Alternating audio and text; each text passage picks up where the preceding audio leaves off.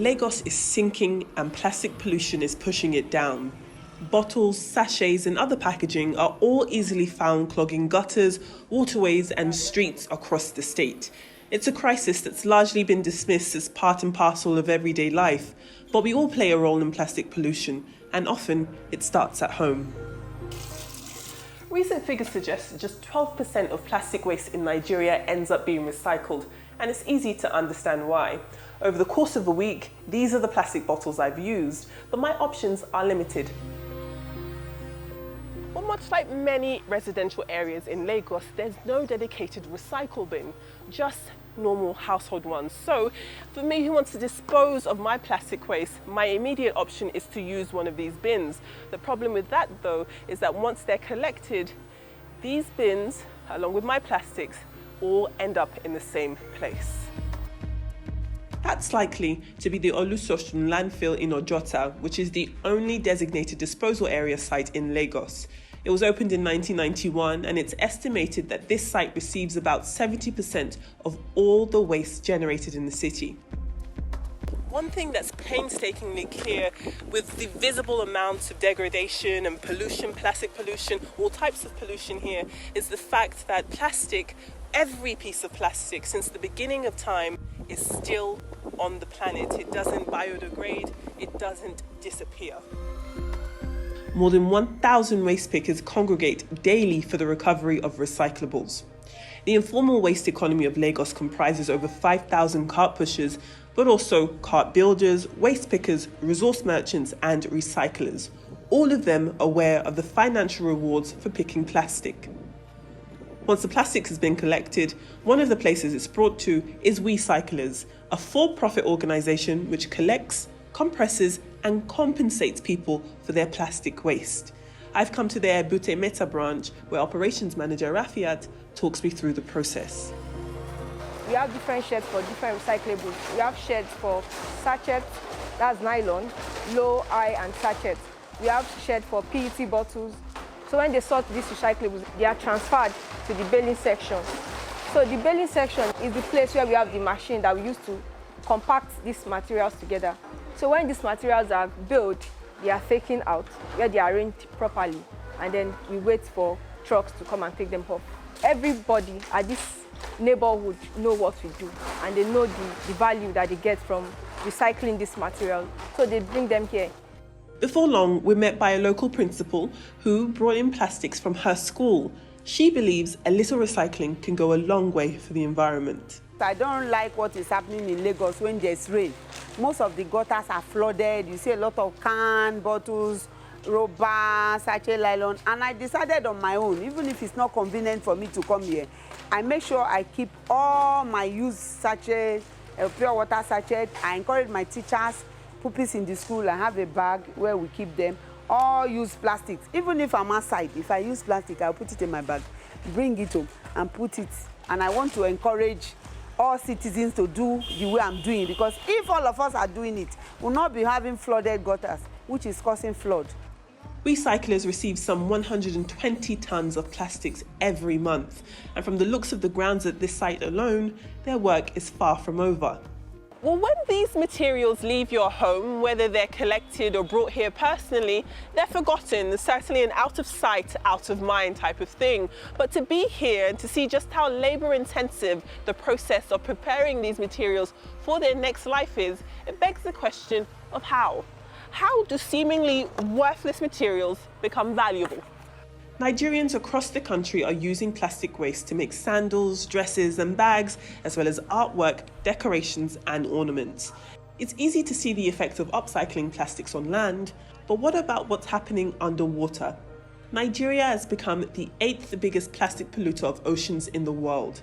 That infamy is clearly visible across Lagos, with ample examples of marine life drastically affected by the pollution. This is Goreen Beach in Lekki, which, despite the grey weather, boasts a breathtaking view. But its beachfront is somewhat hidden under the litter of plastics.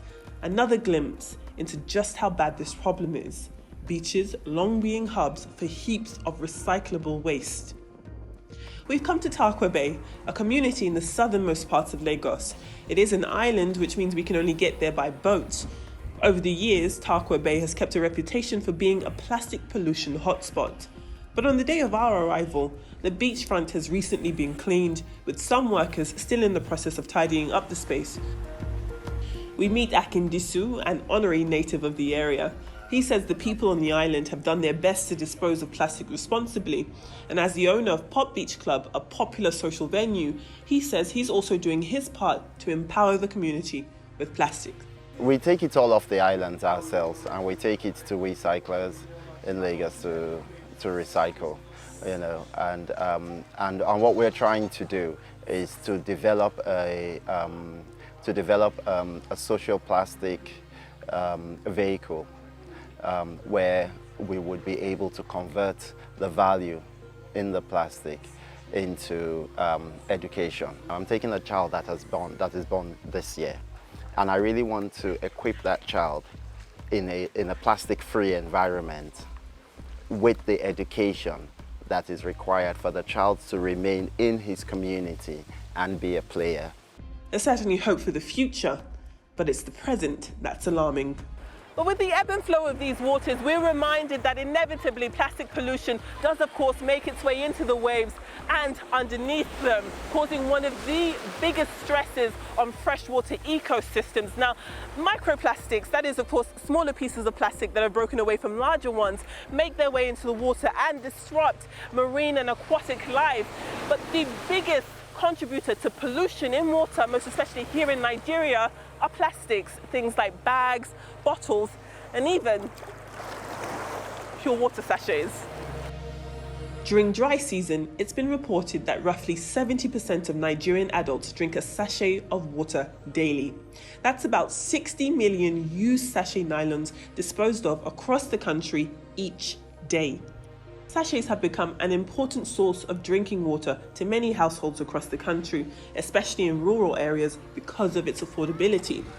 But the damage being done by them is the real cost. That's why groups have continued to lobby both the state and federal governments on action on plastic pollution. Environmental lawyer Mudrakat Makfoy believes there is appetite from government to create solutions such as introducing charges for single-use plastics. Such policies are more effective when they trickle down from state government or federal government.